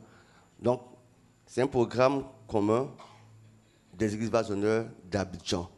Donc, je veux dire quoi? Abidjan sur Treichville, Yopougon, Port-Boué, Bassam, Adjamé, Benjerville. En tout cas, toutes les églises basonnées d'Abidjan se retrouveront ce vendredi 31 mars. C'est pourquoi vous devez être là nombreux. C'est une veillée qui va se... Bon, c'est une veillée prophétique. Elle aura lieu peut-être chaque 3 mois, 4 mois, selon que le pasteur verra.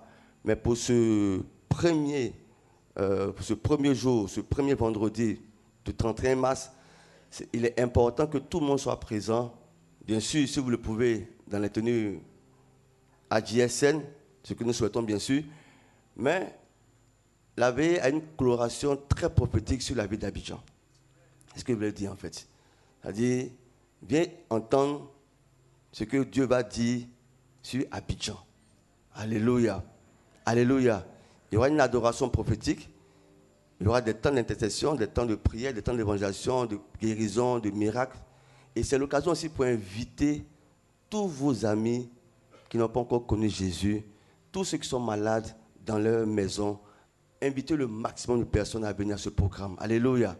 Toute une nuit, parce qu'après cette nuit, comme le slogan le dit, la nuit d'un nouveau jour. Je crois qu'après cette nuit, un nouveau jour se lèvera sur chacun d'entre nous dans le nom de Jésus-Christ. Alléluia. Alléluia. Temps d'intercession spécial avant l'aurore. C'est-à-dire, c'est une veillée. Le soleil ne doit pas nous voir tant que Dieu ne l'a pas béni. Donc, si tu as un challenge, sérieusement, je t'assure, c'est une plateforme comme Jacob. Dieu va te bénir avant que le soleil ne se lève. Donc, quand tu viens à cette veillée, viens dans cette attente-là. Parce qu'à partir de 4 heures du matin, on rentre dans un temps qu'on appelle le temps de Jacob. Avant que le soleil ne sorte, quelque chose va se passer. Alléluia. Les orateurs, c'est le pasteur Mohamed Sanogo et les autres pasteurs des églises basonnées seront là et on va passer une nuit agréable dans la présence de notre Seigneur Jésus-Christ. Alors, sois pas en reste pas à la maison, dis à ton voisin, il ne faut pas dormir. Dis-lui pardon, il ne faut pas dormir. Alléluia. Donc c'est ce 31 mars, dès ce vendredi, et soyez à l'heure. Le pasteur a insisté qu'on soit à l'heure parce qu'il ne faut pas rater un seul moment. Parce que ça va s'enchaîner comme ça et tout est prophétique. Depuis le début jusqu'à la fin, tout est prophétique. Donc l'adoration prophétique va commencer à partir de 21h.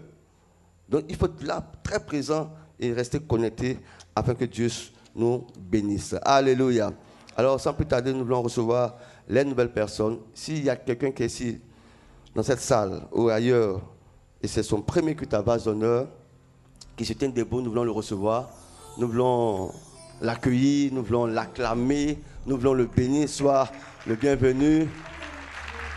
Ne soyez pas hésitants, n'hésitez pas. Levez-vous par la foi. Soyez les bienvenus, soyez les bienvenus, soyez la bienvenue. Soyez tous les bienvenus à Vase d'honneur. Alors restez debout, nous avons un chant merveilleux pour vous, en salsa, pour vous accueillir avec sacerdoce royal. On y va, et toute l'église Vase d'honneur.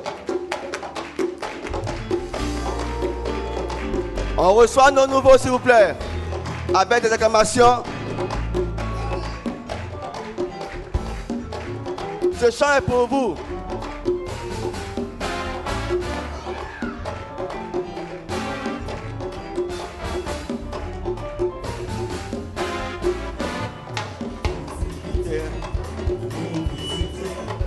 Soyez tous les bienvenus à Vase d'honneur. À notre cher frère, très chère sœur, soyez... Nous sommes honorés par votre présence, vous les héritiers du roi des rois. Et quand vous, les grâces de Dieu surabondent et que son amour vous environne, chaque jour et à jamais.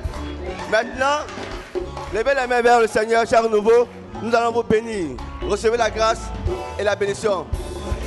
Soyez bénis à Vase d'honneur. Que la grâce surabonde dans votre vie. Que l'amour de Christ vous inonde. Que la joie de Dieu soit dans votre famille. Que Dieu vous garde et vous protège. Soyez bénis abondamment. Soyez bénis sérieusement. Soyez bénis partout ailleurs. Où que vous soyez, soyez bénis.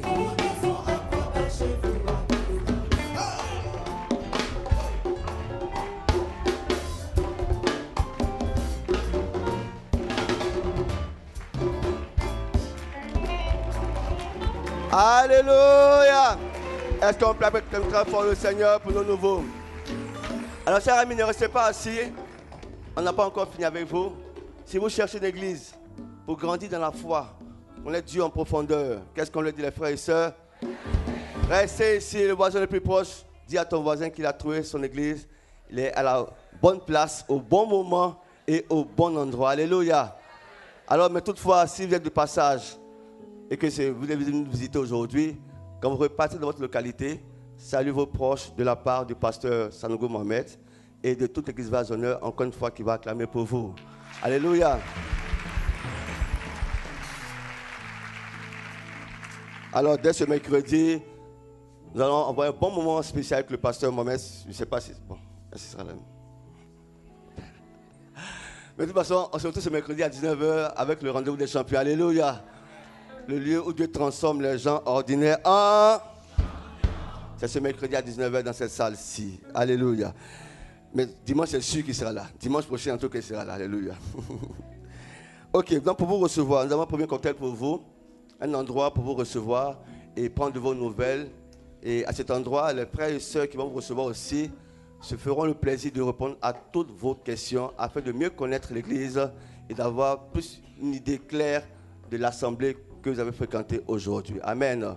Alors pour vous recevoir, nous avons prévu à une table dehors et des frères que je vais citer maintenant vont vous accompagner. Donc, commençons par la salle, la grande salle. Alors à ma gauche, le frère Jean-Paul Nyango reçoit toutes les nouvelles personnes sous les acclamations. Soutenu, veillez sur le frère Jean-Paul Nyango.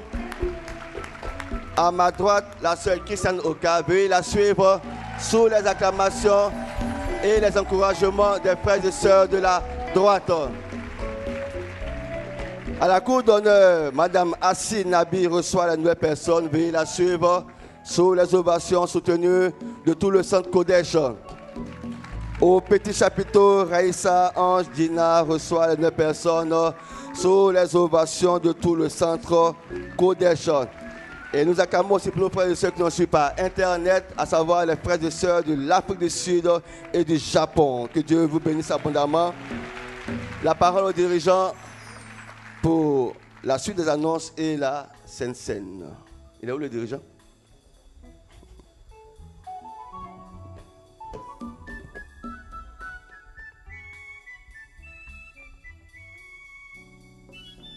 Alléluia. Voilà, que Dieu soit béni. Nous rappelons donc au réseau 121, vous cherchez un emploi, envoyez votre CV à l'adresse mail contact@réseau121.org en précisant le domaine dans lequel vous voulez travailler. Pour plus d'infos, 03 30 33 33 03 30 33 33. Réception des nouveaux. Toutes les personnes qui ont intégré l'église dans le mois de mars, ainsi que celles qui n'ont pas encore participé à une rencontre d'intégration, sont invitées à un temps de partage avec les pasteurs le dimanche 2, c'est-à-dire le dimanche prochain, après le deuxième culte au petit chapiteau. Alléluia. Concernant AJSN, nous rappelons que les t-shirts sont disponibles au stand. Amen. Voilà, nous avons reçu 2 belles cartes. Alors la première carte: comme un pommier au milieu des arbres de la forêt, tel est mon bien-aimé parmi les jeunes hommes. J'ai désiré m'asseoir à son ombre et son fruit est doux à mon palais. Ça, c'est ce que le frère dit, ce que la sœur dit, ce que la sœur dit plutôt. Et ensuite, une femme vertueuse est la couronne de son mari. On peut hériter de ses pères une maison et des richesses, mais une femme intelligente est un don de l'Éternel. Alléluia. En union avec leurs familles respectives, le frère Bailly, la sœur Bailly Olivière et le frère Savadogo Moïse vous prient d'assister à la cérémonie civile de leur mariage qui aura lieu le vendredi 31 mars 2017 à midi à la mairie de Cocody, suivi du mariage ou de la bénédiction ici à l'église Vase d'Honneur Centre Kodesh à 14h. Alléluia. Donc midi, mairie de Cocody, 14h ici au Centre Kodesh, et ce sera le vendredi de JSN. Amen. Donc ils rentrent dans leur jour avant la nuit.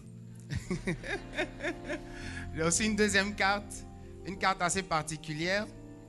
Voici ce qu'ils ont mis comme verset. c'est de lui, par lui et pour lui que sont toutes choses. À lui la gloire dans tous les siècles. Amen. Alléluia. C'est le verset qui est là. Samedi 1er avril 2017, les familles Aka, Zega, Ake, Douai et Allier ont l'honneur de vous convier à l'union de leurs enfants, Romaric et Noël. Le samedi 1er avril 2017, à 10h, à la salle Félix Houphouët-Boigny de l'hôtel du district au Plateau, suivi de la bénédiction nuptiale à l'église Vase d'honneur Centre Kodesh, ici donc à midi. Et le lieu de réception, c'est toujours ici au Centre Kodesh. Alléluia. Voilà, c'est une carte spéciale parce que ce sont 2 membres du G1. Amen. Voilà. Alléluia. Que Dieu soit béni. Bon, eux, ils vont se marier. Il y a d'autres, ils sont déjà rentrés. Ils ont un message pour nous.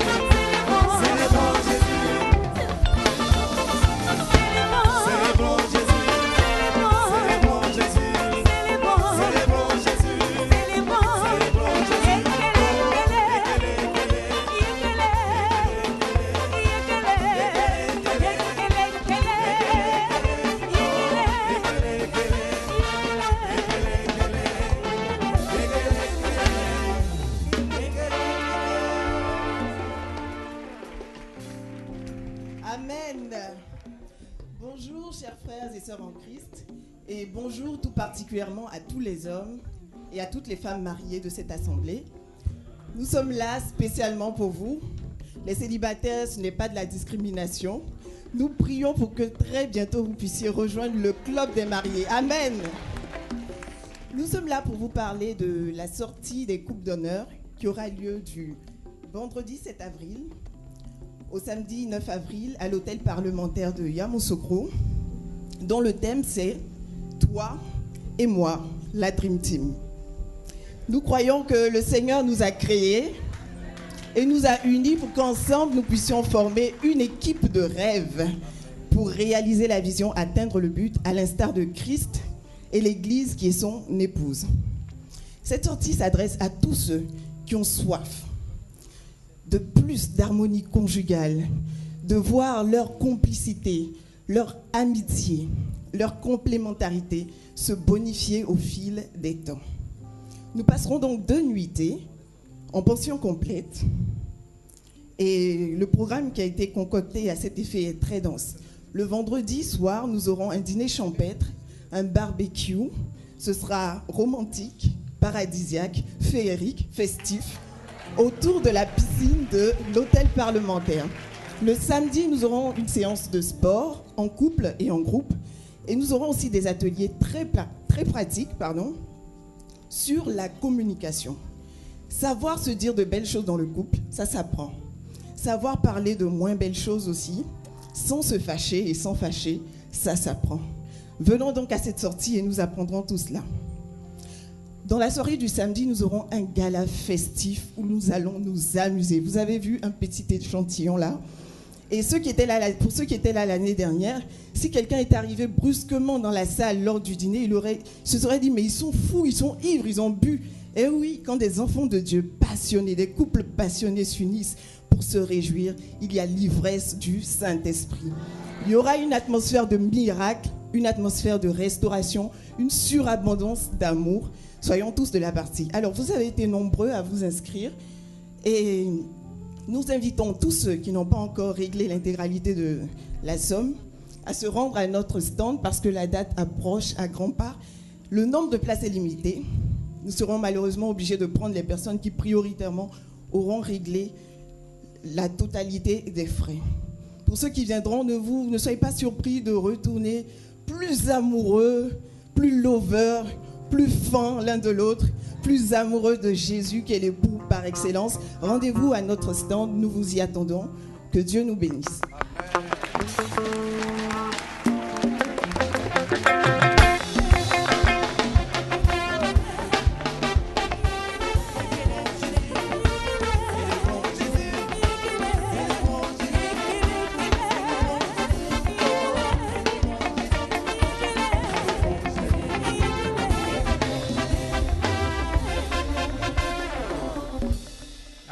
Alléluia. Que Dieu soit béni. Je vais demander dans cette atmosphère de joie et de célébration à toutes les personnes qui sont baptisées, excusez-moi, plongées dans les eaux. Et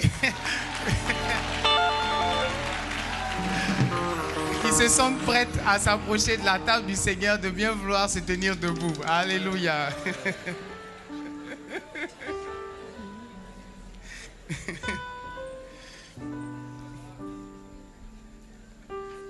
Et pendant que le service commence, nous allons lire un texte.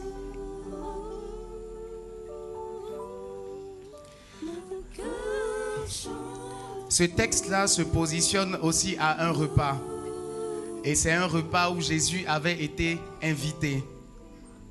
Et pendant qu'ils étaient en train de manger, une femme a fait son entrée. Une femme à laquelle personne ne s'attendait. Elle est venue sans protocole. Elle s'est mise aux pieds du Seigneur. Elle a versé du parfum sur ses pieds. Elle pleurait de ses larmes, essuyait ses pieds de ses cheveux. Et tout le monde était scandalisé, tout le monde était choqué. Sauf Jésus. Et face au scandale et tout cela, Jésus va dire une petite parole qu'on peut lire dans Luc 7, versets 44 à 46. Il parle à celui qu'il a invité au repas et voici ce qu'il lui dit. Il lui dit: vois-tu cette femme? Je suis entré dans ta maison et tu ne m'as point donné d'eau pour laver mes pieds. Mais elle les a mouillés de ses larmes et les a essuyés avec ses cheveux. Tu ne m'as point donné de baiser, mais elle, depuis que je suis entré, elle n'a point cessé de me baiser les pieds. Tu n'as point versé d'huile sur ma tête, mais elle a versé du parfum sur mes pieds. Alléluia. Aujourd'hui, nous nous approchons de la table. Et en lisant ce texte, la question que le Saint-Esprit aimerait que chacun de nous se pose, c'est nous, qu'est-ce que nous apportons aujourd'hui à la table? Ils étaient tous là, tout le monde mangeait. Elle est venue et elle a apporté quelque chose à Christ. Cette même femme-là, Marie, des années plus tard, après avoir été pardonnée, après avoir été graciée, va refaire exactement la même chose. Versant du parfum, cette fois-ci sur la tête de Jésus, aussi sur ses pieds, les essuyant avec ses cheveux. Et on se souvient de ce jour-là, les Judas, cette fois-ci, certains des apôtres étaient scandalisés. On dit, mais ce parfum-là, on aurait pu le vendre et distribuer l'argent aux pauvres. Et Jésus va encore parler en faveur de Marie. Nous disons que nous aimons Christ. Et aujourd'hui, nous voulons nous approcher de ce repas, de cette table-là, parce que Jésus est là, comme ce jour où il l'avait reçu. Et aujourd'hui, le Saint-Esprit veut challenger quelqu'un. Qu'est-ce que tu veux apporter aujourd'hui? Cette Sainte Seine d'aujourd'hui, ce n'est pas une Sainte Seine pour recevoir, mais c'est une Sainte Seine pour donner. Le Christ n'est pas présent aujourd'hui physiquement en ces lieux, mais l'Esprit de Jésus est assemblé avec nous à cette table. Et d'habitude, c'est vrai, nous faisons autre chose. Mais aujourd'hui, le Seigneur te regarde et dit, qu'est-ce que tu fais? Et quelqu'un peut déjà commencer à réfléchir. Les cheveux de cette femme, c'est le symbole de sa gloire. Et elle a pris cette gloire-là pour essuyer les pieds de Christ. Ses pieds qui étaient remplis de poussière parce qu'il avait marché annonçant l'évangile par-ci, par-là. Elle n'a pas pensé à comment est-ce que ma coiffure sera lorsque j'aurai fini. Elle n'a pas pensé à qu'est-ce qu'on dira de moi. Une femme qui se prosterne, qui pleure, et c'est un spectacle bizarre. Elle n'a pas dit, mais qu'est-ce qu'ils vont penser de moi? Aujourd'hui, Christ n'attend pas tes cheveux physiques. Mais aujourd'hui, quelle est la disposition de cœur? Le Saint-Esprit dit, qu'apportes-tu à la table? Je vois quelqu'un dire, Seigneur, mon travail, mon argent, ma famille, je dépose aujourd'hui à tes pieds. Elle l'a fait 2 fois. Au départ, elle était pécheresse. Après, elle était rachetée. Quand tu as péché, tu avais péché, tu t'es approché des pieds de Jésus. Il t'a pardonné. Aujourd'hui, quelqu'un qui est racheté veut verser quelque chose qui a de la valeur aux pieds de Christ. Et voici le corps de Christ. Seigneur, nous te rendons grâce.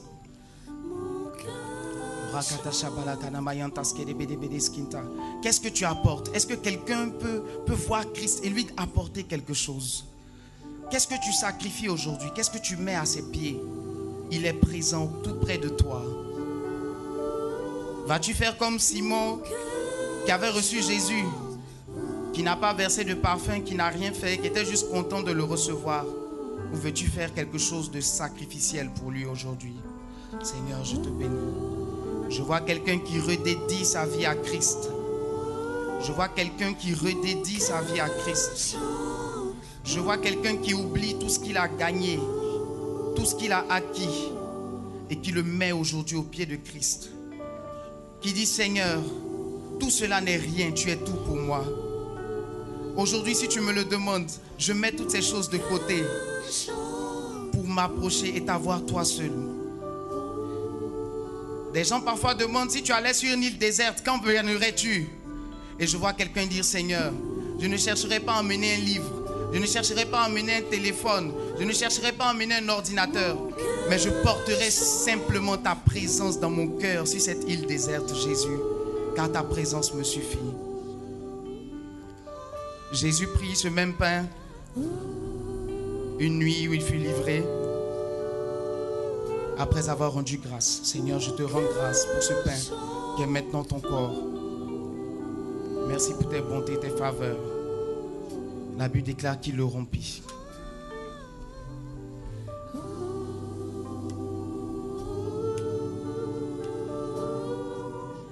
Mon cœur chante. Le partagerai.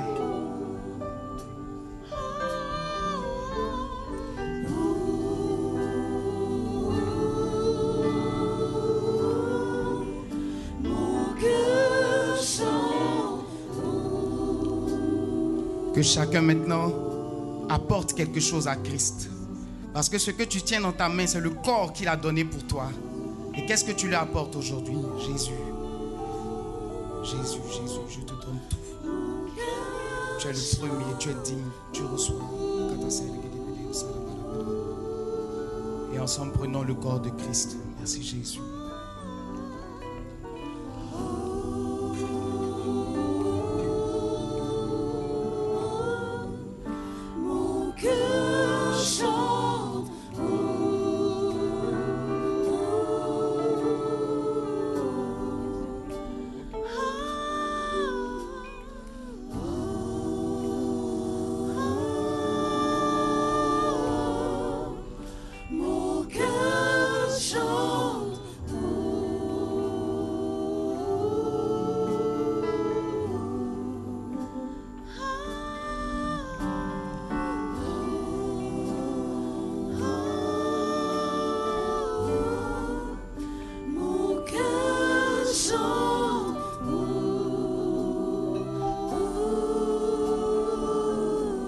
La Bible dit qu'il prit ensuite une coupe. Et après avoir rendu grâce, Seigneur, je te rends grâce pour ton sang qui a coulé à la croix. Et tu dis que cette coupe est la coupe de la nouvelle alliance en ton sang. Merci Jésus pour ton sang précieux. Merci pour l'alliance Jésus.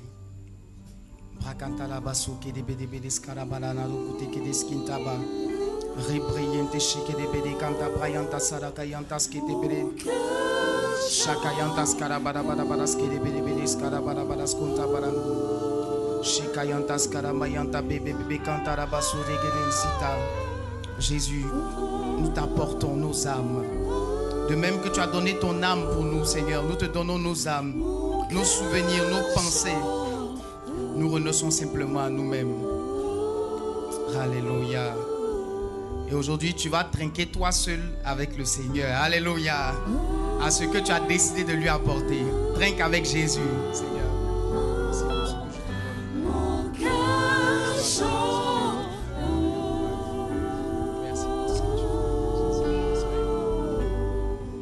prenons la coupe de la nouvelle alliance. Merci Jésus.